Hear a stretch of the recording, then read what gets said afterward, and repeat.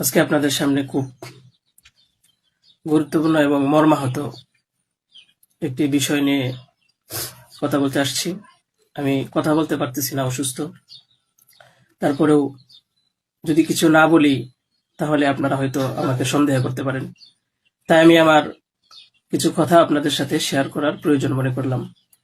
তো বিষয়টা হচ্ছে যে আপনারা দেখতে পাচ্ছেন যে সামাজিক যোগাযোগ মাধ্যমে আমাকে নিয়ে একটা বিষয় ভাইরাল হয়েছে, বিভিন্ন পত্রপত্রিকায় সেগুলো হয়তো প্রচার হচ্ছে।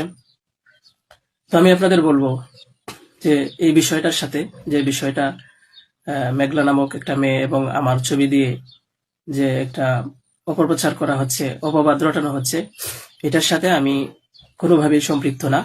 আমি এটার বিষয়ে কিছুই জানি না। আমি যদি বলি তাহলে বলবো যে এই মেয়েটা আমাদের এখানে পড়াশোনা করেছে, গত বছর পড়েছে এবং এর আগের বছরও পড়েছে। তো এর আগের বছর পূর্ণ বছর পড়াশোনা করার পরে সে আমাদের মাদ্রাসা থেকে চলে যায়।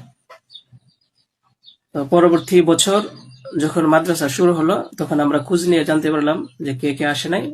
তো যারা যারা আসছে না তাদের মধ্যে সেও একজন ছিল, যে সে এখান থেকে চলে গেছে অন্য কোথাও। তো খবর নিয়ে জানতে পারলাম সে ঢাকা চলে গেছে, তার বাবা মার সাথে থাকে। বাবা মা সৎ বাবা, এবং মা অন্য কোথাও আগে বিয়ে বসছিল। তো বর্তমান যে বাবা আছে মেঘলা, তার মেয়ে না, বরং আগের বাবার মেয়ে সে।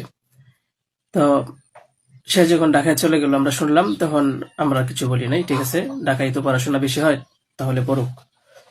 আমরা আমাদের ক্লাস শুরু করে দিলাম। কিছুদিন যাওয়ার পরে দেখলাম আবার এই মেয়েটা আমাদের মাদ্রাসায় আসছে। তো আসার পরে জিজ্ঞাসা করা হলো যে কেন, কি অবস্থা, কোথা থেকে আসছো? সে বললো যে ঢাকায় চলে গেছিলাম, এখন নানা ভাই জোর করে নিয়ে আসছে আমারে। আমি আসতে চাইছিলাম না, আমাকে জোর করে নিয়ে আসছে নানা ভাই। দেশবাসী, আমি আপনাদের সাথে শুধু এই কথাটাই বলতে চাই যে যে মেয়েটা এখানে আসতে চাচ্ছিল না, তাকে কেন জোর করে আনা হলো? তাকে জোর করে আনার পিছনে কি কারণ ছিল বা তার কি স্বার্থ ছিল? পরবর্তীতে আমরা এটাও জানতে পারি যে এই মেয়েটা তার এই নানার সাথে রাতের বেলা ঘুমায়। সে নিজেই বলছে।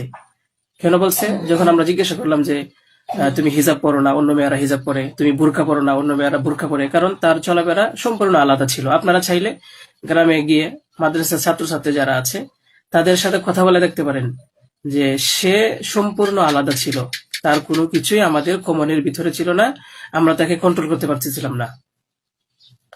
তো সে এইভাবে কিছুদিন থাকার পরে আমরা ভাবলাম যে হয়তো তাকে আমরা রাখতে পারবো না, কারণ আমরা তাকে কন্ট্রোল করতে পারছি না। হয়তো মেয়েটা অন্য কোথাও গিয়ে যদি কন্ট্রোলে থাকতে পারে, পড়াশোনা করে, তাহলে এটা তার জন্য ভালো। তাই আমরা তার গার্জেনের কাছে বললাম, তার মাকে আমরা বুঝাইয়া বললাম। আমাদের উদ্দেশ্য এটাই ছিল যে তার মা যেন তাকে বুঝিয়ে বলে যায় যে হুজুরের কথা মেনে চলবা, মাদ্রাসার নিয়ম কানুন মেনে চলবা, এই কথাগুলো উনি বুঝিয়ে যাবেন। কিন্তু উনি কি করছেন যে ওনার মেয়েকে উনি বলছে যে না, আমি এখানে রাখবো না, নিয়ে চলে যাব। তো আমাদের এখান থেকে প্রায় 5-6 মাস আগে আমাদের মাদ্রাসা থেকে নিয়ে চলে গেছে। হয়তো পরবর্তীতে খবর নিয়ে জানতে পারলাম সিলেটে যেখানে উনি থাকে সেখানে নিয়ে গেছে। তো নিয়ে যাওয়ার পরে আহ এখন কিছুদিন আগে আবার আসছে, এসে বলতেছে যে এই দুর্ঘটনা, যে খুব বড় সমস্যা। যে কথাটা শোনার পরে আমার মতো একজন সাধারণ মানুষ, আমি আর সহ্য করতে পারছি না, আমি আর নিজেকে ঠিক রাখতে পারি নাই। আমি একেবারে অসুস্থ হয়ে পড়ছি। কারণ আপনারা হয়তো জানেন যে অনেকেই, আমার ফ্যামিলি আছে, আমার বাচ্চা আছে, আমার বিবি সাহেব আছে, আমার আত্মীয় স্বজন আছে। আপনারা বলুন তো, আমার নামে যে বিষয়টা প্রচার হচ্ছে, এটা আমার ফ্যামিলির লোকেরা দেখে আমাকে কি বলছে, কি ভাবছে? আপনারা সঠিক তদন্ত করুন। আমি কখনোই দেশের আইনের প্রতি অবাধ্য না, আমি শ্রদ্ধাশীল। দেশের আইন আছে, সে আইন সঠিক অপরাধী যে তাকে খুঁজে বের করবে। আপনারা অপরাধী খুঁজে বের করার আগেই যদি আমাকে অপরাধী বানিয়ে ফেলেন, তাহলে তো আসল অপরাধী পার পেয়ে যাবে, আসল অপরাধী তো ছাড়া পেয়ে যাবে। আপনাদের কাছে আমি অনুরোধ করে বলি, আপনারা আসল অপরাধীকে খুঁজে বের করুন। টেস্ট করা হোক যে আসলে এই বাচ্চা বাবাকে। আপনারা আমাকে টেক দিচ্ছেন, বিভিন্ন পত্রপত্রিকায়, টেলিভিশনে বলা হচ্ছে।